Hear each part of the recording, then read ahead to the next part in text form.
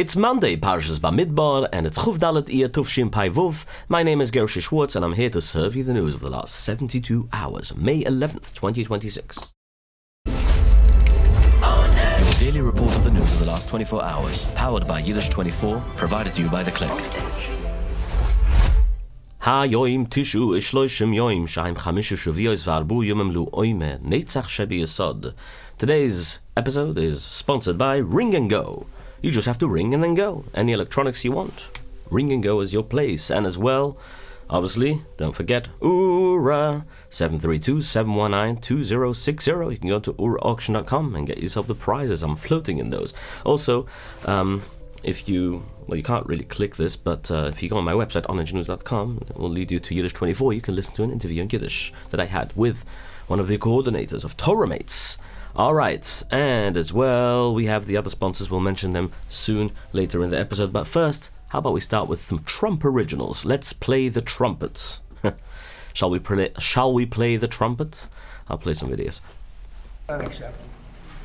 You know, a lot of people said, well, does he have a plan? Yeah, of course I do. I have the best plan ever. Iran has been defeated militarily, totally. They have a little left. They probably built up during this period of time. We'll knock that out in about a day. But I have a plan. You know, it's a very simple plan. I don't know why you don't say it like it is. Iran cannot have a nuclear weapon. So he's saying that he has a plan, President Trump. In other words, he completely rejected Iran's new proposal and is now promising to bring back Project Freedom. He made it very clear, saying it was just unacceptable. He followed up by insisting, I have the best plan ever, like he just said. Iran cannot have a nuclear weapon. Okay, now, when a reporter asked President Trump about the current status of the temporary ceasefire, here is what he said. Listen to this. For the time being, the ceasefire remains in place? You know, it's unbelievably weak. I would call it the weakest right now. After reading that piece of garbage they sent us, I didn't even finish reading it. They said, I'm not going to waste my time reading it. I would say it's one of the weakest right now. It's on life support. They understand. These are all medical people. Dr. Oz, life support is not a good thing. Do you agree? Bad prognostic. I would say the ceasefire is on massive life support, where the doctor walks in and says, sir, your loved one has approximately a 1% chance. Do you understand what's going on there? Anyway, so I don't have to translate what he said. I think you understood. President Trump then gave a short summary of his ultimate goal. It is very... Well, listen to him. It's a very simple plan. Iran cannot have a nuclear weapon, and they won't have a nuclear weapon, and they didn't want to go that far. If you can believe it, they didn't. How stupid. Are they stupid people? They didn't want to believe it. They think that, well, I'll get tired of this, or I'll get bored, or I'll have some pressure. But there's no pressure. There's no pressure at all. We're going to have a complete victory. We've already, in theory, had a complete victory. Anyway, you understand what's going on. Finally, President Trump told reporters that he's willing to take a bullet for the country while vowing to prevent Iran from obtaining nuclear weapons. He made sure to put a disclaimer on the quote, I am willing to. It's a terrible expression. Take a bullet. It's a terrible expression, especially when it's used by me, but I'm willing to take a bullet for the country, and he has almost taken a bullet 3 times. We also have these breaking updates. A major shock to security circles. Israel's secret military base in Iraq, in a desert in Iraq, has just been disclosed or exposed. And on a brighter note, Baruch Hashem, a Jewish mass wedding was held in Kiev during the short ceasefire, Baruch Hashem, so they managed to make a wedding there. All that and way more, only here on Edge, your source for the latest news in the past, well, now it's 72 hours, but every 24 hours. Now, again, I don't want to forget what I said about Ring and Go, which is true. You don't have to go on Amazon when you have Ring and Go. Now, I want you to try this. Anything you need electronically. If you want to buy a camera, from cameras to headphones, they have the best equipment, by the way. They get you the best deals too, and also it's same day delivery in Borough Park. 347-480-7455. Again, 347-480-7455. Ringandgo.us. You won't regret it. It's free delivery, 1-day delivery. You don't have to pay extra prime for this. You just pay for the product, okay? And it's a whole tri-state area. Call them, try it out. Go into ringandgo.us. All right. Let's talk about the next part of the news. The month-long ceasefire between the United States and Iran is about to collapse. President Trump officially said no to Tehran's newest offer, calling it completely unacceptable and garbage. On Truth Social, Trump also said, quote, Iran has been playing games with the United States and the rest of the world for 47 years now. Delay, delay, delay, in brackets, and then finally hit pay dirt when Barack Hussein Obama became president. Hundreds of billions of dollars and $1.7 billion in green cash flown to Tehran was handed to them on a silver platter. For 47 years, he says, well, here's the quote, you can see it for yourself. The Iranians have been tapping us along, keeping us waiting, killing our people with their roadside bombs, destroying protesters, and recently wiping out 42,000 innocent unarmed protesters and laughing at our now great again country, he says. They will be laughing no longer, he finishes. Over the weekend, Trump also said that if the talks fail, the U.S. will go back to Project Freedom. We were asked not to do that by Pakistan as our president. This will help neutral commercial ships pass through the Strait of Hormuz safely with the help of U.S. Navy. Since the Strait of Hormuz is the best delivery route for all oil tankers, this will somehow lessen the economic struggle across the world. So what is Iran asking for? First, they want the U.S. to stop blocking their ships right now, obviously, with a blockade. They want a full payment of money for war damages. They want everyone in the whole area to stop fighting. They want their money back that the US froze right away, and they want to keep control over the Strait of Hormuz waterway. Trump said, well, they want a lot of things, don't they? But not what the US wants. When it comes to their nuclear program, Iran only offered to water down some of its dangerous atomic material. In other words, they call this highly enriched uranium, basically, right? They're watering it down. They would send the rest of it to a third country, with China promising to watch over the deal, but the Iranian government straight up refuses to totally tear down its nuclear sites. That's not acceptable to Trump, apparently. When asked if the ceasefire is still ongoing, Trump said yes, but he added a warning. The ceasefire with Iran still on? Yeah, it is. It's they trifled with us today. We blew them away. They trifled. I call that a trifle. I'll let you know when there's no ceasefire. You won't have to know. If there's no ceasefire, you're not going to have to know. You're just going to have to look at one big glow coming out of Iran. And they better sign their agreement. Yeah, the man, President Trump, is backing up his reaction of Iran's offer with severe military warnings. He says the U.S. has Iran's enriched uranium, the material made, used to make an atomic bomb, under strict surveillance, and is threatening to blow up anyone who tries to get near the material. Even with the ongoing ceasefire, the U.S. is not turning a blind eye to Iran's attempts to pass through the Strait of Hormuz. In fact, a new footage shows a U.S. F-18 Super Hornet aeroplane stopping two oil tankers trying to return to Iran. U.S. Admiral Brad Cooper, the commander of CENTCOM, said U.S. forces in the Middle East remain committed to full enforcement of the blockade of vessels entering or leaving Iran. Since April 12th, the U.S. military has already turned away 50 commercial vessels operating in the strait.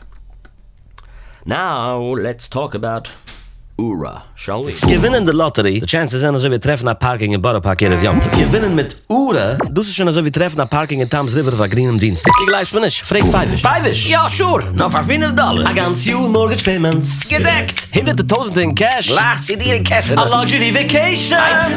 Voor de maatsen van Melgoed met de prijzen voor tickets aan. Who cares? De toestig zijn we niet. Neem aan teil in de Ura auction. $5 a prijs. Ura. Iber nacht wees die aan huisje. $5 kost nou jede prijs. Okay, so 732-719-2060. Call in. Is dat gewinnen? Ja. Ura. You understood.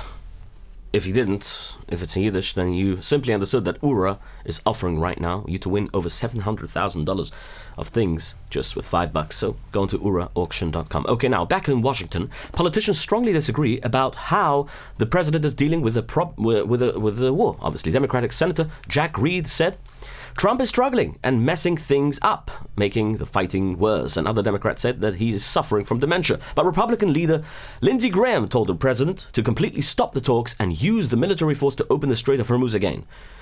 Well, to get ready for things possibly getting much worse at sea, US Marines are practicing now how to jump onto big cargo ships that won't follow America's orders to stop.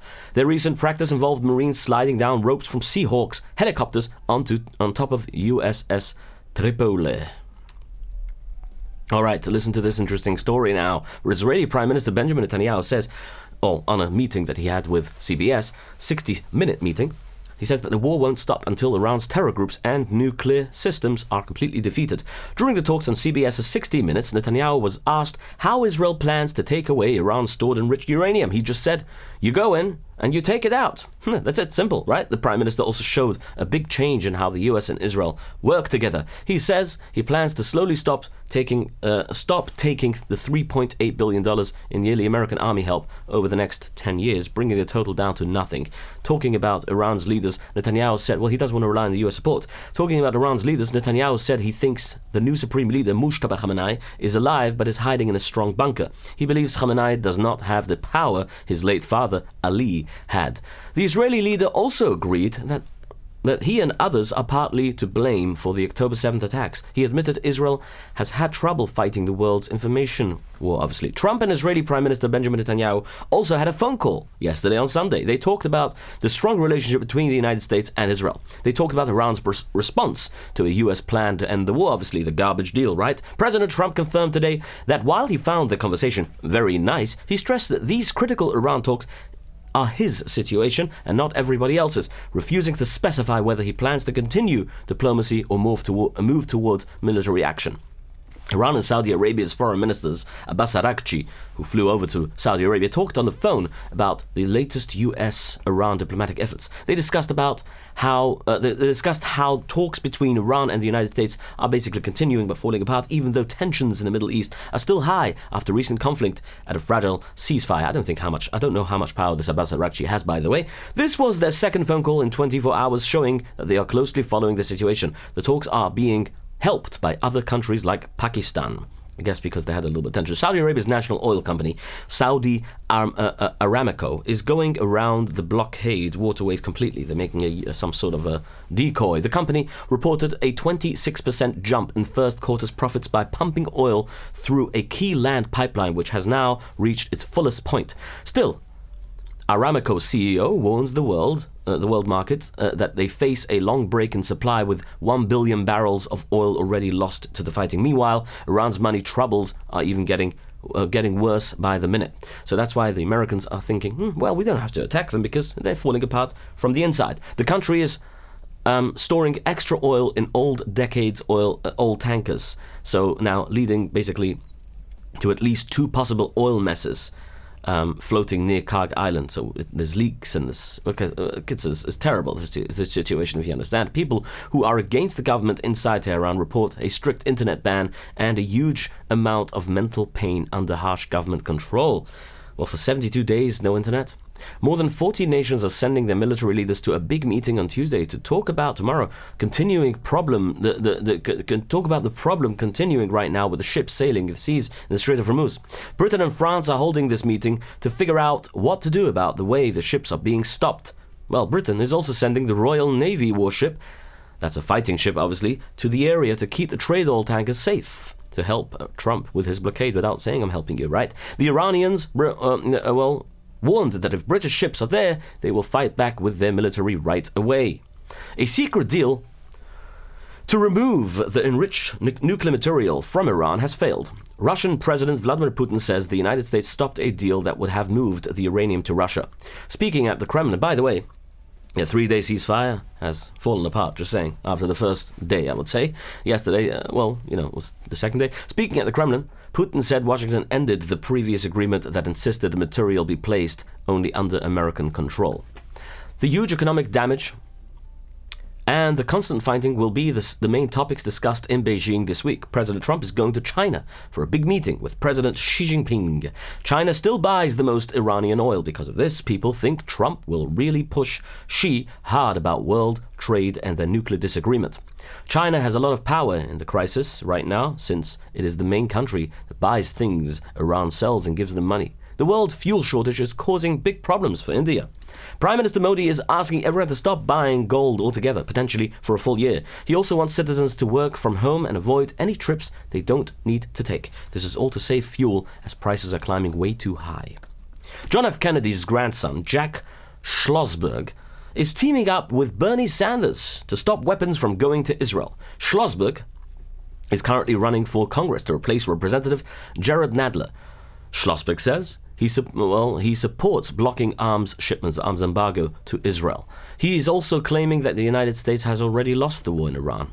President Donald J. Trump is hitting hard at Democratic Senator leader Chuck Schumer and a team of Democrat lawyers. Schumer recently said that the Senate Democrats are setting up a new political and legal group for future elections. Trump says this Democrat voting group is really trying to control the vote. On his Truth Social page, try to say Truth Social 15 times. On his Truth Social page, Trump called the senator Palestinian Chuck Schumer, like he's already reported that. He wrote that the group will try to stop Republican voters and mess with the elections. Trump specifically talked about the hiring of Eric Holder, saying that he is known for giving guns to drug gangs in Mexico when Barack Obama was president. He also spoke against Democratic election lawyer Mark Elias, calling him a very bad lawyer connected to the Russian papers from another country. In other words, the Russia hoax. The Defense Department is checking on U.S. Senator Mark Kelly, who they think might have shared secret information. Secretary of War Pete Hegseth said that Kelly talked in public about a secret Pentagon meeting that was all about the piles of American weapons in storage. Hegseth is asking the Pentagon to look into Kelly for a second time now. The Secretary of State, Marco Rubio, is now one of the top favorites to become the next U.S. president. Well, Trump called this conversation... I made a mistake here, sorry. The prediction market, Kalshi it's called, recently gave Rubio 19% chance of winning in 2028, compared with 18% for current Vice President J.D. Vance and 19% for California Governor Gavin Newsom, like Trump likes to call him. President Donald J. Trump is reportedly considering a plan to remove the head of the FDA, Commissioner Marty Makary, whatever his name is, recently calling the agency a complete mess. He had a meeting with Dr. Oz. Was it yesterday? Yesterday, I think. The FDA is today it was. The FDA is the federal agency in charge of food and prescription drug safety, if you don't know what it means. Makary, let's call him Makary, okay? Or Makary. Who cares? Has made some controversial decisions about drugs and vaccines while working at the Food and Drug Administration, FDA, which has led to plummeting public trust. During this time, staff morale became very low because of job cuts and the hiring of controversial officials, and recent reports suggested that the agency's chief ultimate fate remains unclear. Trump also warned about the Hunter virus, it's called, which is a very, very dangerous virus right now, and they found it on a cruise ship, and they're trying to rescue the people from there and obviously to avoid it from spreading. Former President Joe Biden is going to court. Speaking of Hunter, I'm joking. Hunter Biden. Joe Biden is going to court to try and block the Trump administration from letting out his private recordings. These are recordings of Biden talking to his ghostwriter, Mark Zwanitzer. These tapes were the main point of an investigation by the special prosecutor, Robert Hur. Hur was looking at how Biden kept secret government papers after his time as vice president. In the end, the special prosecutor decided not to charge Biden with a crime. Hur learned that Biden read notes from his journal, notes that had secret government details, out loud, nearly word for word, at least 3 times. In one recording, Biden is heard telling the ghostwriter he just found all the classified stuff downstairs. Biden has always said he never shared those secret details. His spokesman, T.J. Ducklow, said Biden only gave up the recordings only if they promised they would never be seen by the public. Now the Justice Department plans to let out the audio recordings and the written versions of what was said to Congress and the Heritage Foundation. The Heritage Foundation went to court to force the government to give them the tapes, obviously. The Justice Department said clearly that if Biden turns in his court papers by Tuesday, the government will hold off until June before they let the materials out. Rebbe the Fool So let's talk about, have we spoken about Uri? We spoke about Uri, okay. Reb Refuel ben Avruam Ris, the Tzaddik Reb Refuel ben Avruam Ris. His Yot is tonight, the 25th of Yechuf Ha'ir. You can go back. Yesterday I made a little bit of a little episode. I made 2 episodes. The one on my system, the program on Kol Mevaser. You can call the Kol Mevaser number and you dial 118. You'll find my episode there, or yesterday's Hakol Bakol, or you can go onto my website, onedgenews.com, and find it there. His Yot is tonight, Chuf Ha'ir, submitting his name is free to daven. He's a major Polish user. If you need a shidduch, if you know somebody needs a shidduch, go donate a little bit of money in his name, and you'll be helped. It's Yeshua almost promised there. You can go to the Zion as well. It's in Lengnau in Switzerland. All right, let's continue. A driver in New York City escaped near death when a large piece of something or debris fell from the tunnel on the Cross Bronx Expressway near Washington Heights onto his car. The driver was very close to the falling object but was not hit. The car was badly damaged, but the driver survived without serious injuries, Baruch Hashem. At least 6 people were found dead inside a train boxcar near Texas-Mexico border. A worker for the Union Pacific Railroad Company made the discovery on Sunday afternoon. He found the bodies at a remote train yard in Laredo, Texas. Police confirmed the 6 people were illegal immigrants somehow, that they managed to get into the boxcar. The IDF confirmed they destroyed 4 major terror tunnels in Rafah, in southern Gaza this past week, tunnels that were definitely used by Hamas fighters. One specific tunnel was part of a massive multi-level underground network near western Khan Yunis, a location where Israeli hostages were said to be held for a time there, and where senior Hamas commanders regularly gathered for meetings there. Meanwhile, fighting up north is getting heavier near the Lebanese border. Many of the people hurt or killed there were hit because of hard tungsten metal chunks packed into special Israeli fragmentation bombs. These are same kind of weapons now being widely used in Gaza. The big attacks also shut down power for the whole Jazin area after hitting important power stations. Yesterday, the Israeli army bombed more than 20 Hezbollah terror centers, places where they kept weapons and rocket launchers. The heavy bombing happened in Beirut's Dachya neighborhood. The attack killed Ahmad Balaut, the commander of the Hezbollah's top Radwan fighters. Over the last day, Israeli strikes killed over 50 people in Lebanon, including 2 local people who give medical people, in other words. The IDF quickly brought in new defense people. I'm talking about terrorists, by the way. The IDF quickly brought in new defense steps for its troops in southern Lebanon after Hezbollah released a video on Sunday. The FPV drones, FPV stands for first-person view drones, hitting an Iron Dome battery. It shows 2 drone attacks on Thursday and 1 on Friday. In the first attack, a drone directly hit the battery. In the second attack, the next day, a drone hit a group of soldiers near the Iron Dome while they were trying to remove the damaged battery launcher, the damaged Iron Dome. The IDF soldiers confirmed this but didn't give much information about this. A 47-year-old IDF soldier who served part-time was killed while fighting over the weekend. Alexander Glovenyov, one of the Petach Tikva residents, died when Hezbollah shot several such explosive drones close to the border on Shabbos. His job was driving the main supply truck for the army moving unit. That was him.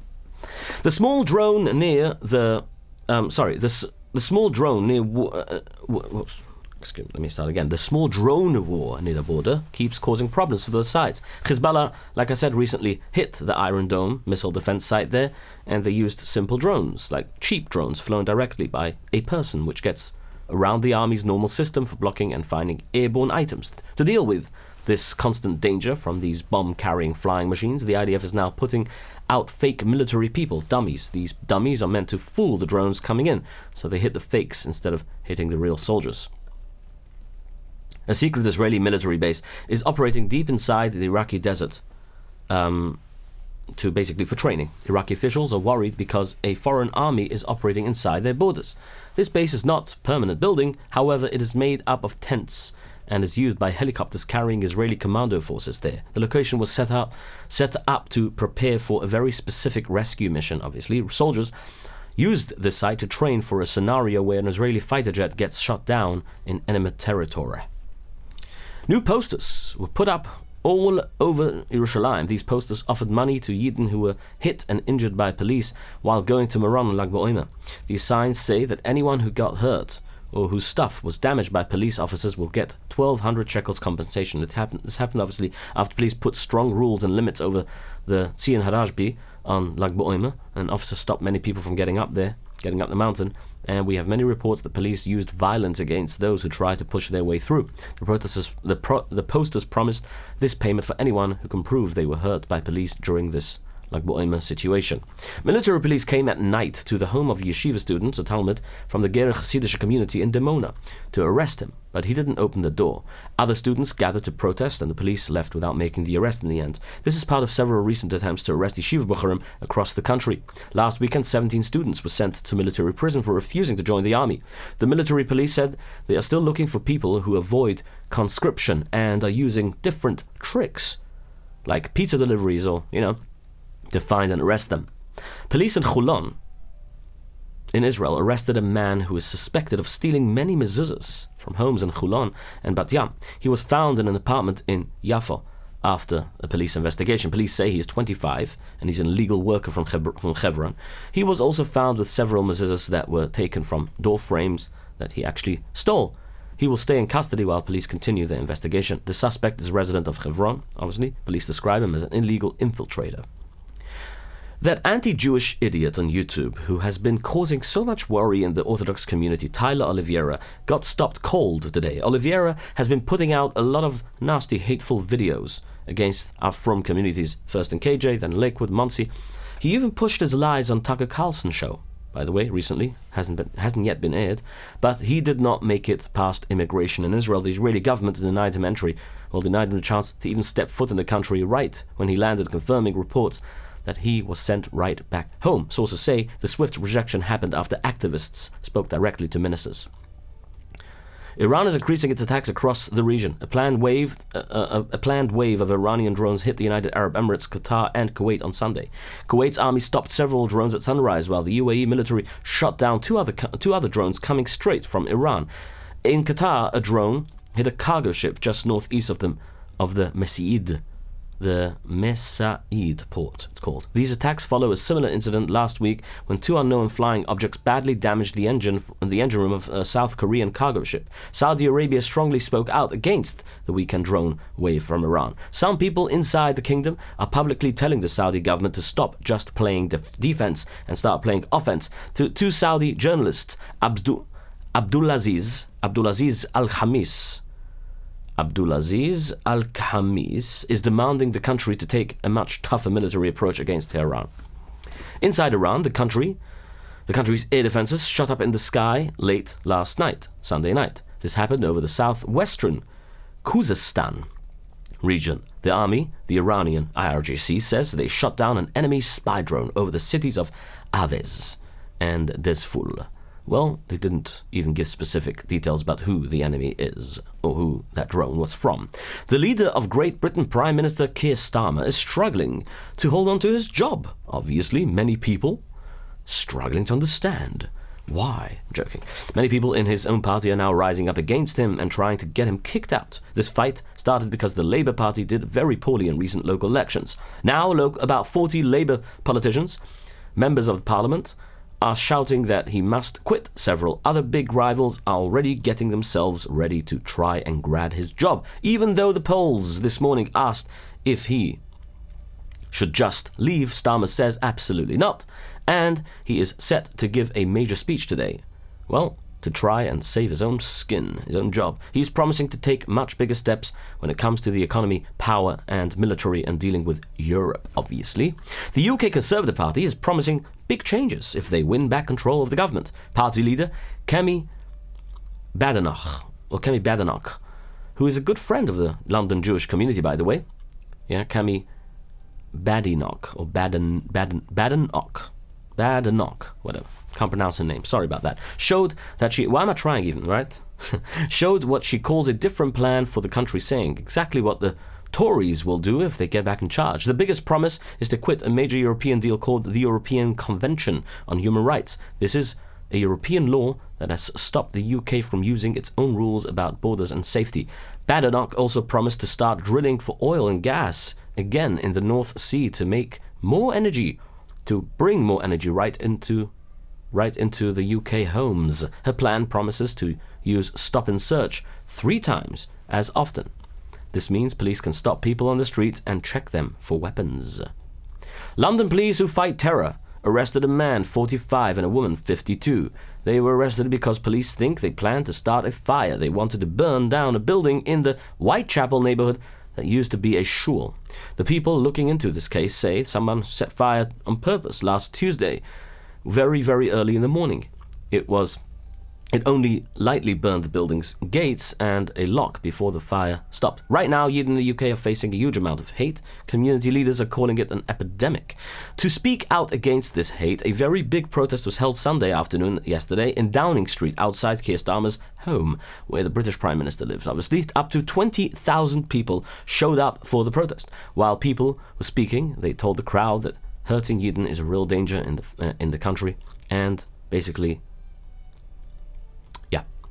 Kemi Badenoch, who leads the Conservative Party in the UK, talked also there. She had a speech about the problem at the protest, and she demanded that these attacks must completely stop, and she asked the police to be a little bit tougher on crime, or more tough on crime. An anti-Semitic attack happened near a bus stop on Oswald-Deston Road, Clapton Common in London and Stamford Hill. A man attacked several frum Jewish women with a belt and shouted racist insults to them. He also spat at the volunteer from Shomrim who came to help, obviously. The suspect was then arrested by the Metropolitan Police Service and has been charged with several offences and will go to court. This year, 2025, was one of the most violent years for Yidden in America in almost 50 years. The Anti-Defamation League kept track of the numbers. They found that violence violence is the worst it has been since they began keeping records back in 1979. Attacks by Jew haters are out of control now. This is happening from New York preschools all the way to London shuls and the streets of London. A known Holocaust denier brought legal charges against local Meyalim in Schwarcz, in Zurich in Switzerland. The prosecutor's office in Zurich says that the charges claim the Meyalim are performing the mitzvah bris milah without proper medical training. The paperwork says this puts children in danger of having health problems. This is the exact same legal trick used just recently to go after Meyalim and the mitzvah bris milah in Vienna, and also used against 3 Haredi Meyalim in Antwerp. Sadly, those specific charges were filed by an informer who himself was Jewish. Jewish leaders across Europe are answering fast. Jonathan Krutner, who runs the Jewish Federation in Switzerland, said the charges were completely wrong and anti-Semitic. Michael Freilich, a member of the Parliament and a representative for the European Jewish Association, pointed out that the person behind the new Swiss charges is a known Holocaust denier and just wants to make trouble for the frum Yidden in Europe. 3 people were seriously injured in a separate car accident in Borough Park on Shabbos. On the night of Shabbos, one of the victims, a young boy who was hit by a car near 15th Avenue and 37th Street. All victims were taken to hospital in critical condition. Police and emergency teams are investigating what exactly happened. The name for Tehillim is Yaakov Tzvi and the Meilich ben Chana Yittel, please daven for him. Say a capital Tehillim. He's a bucher critically injured after being hit by the car near his home.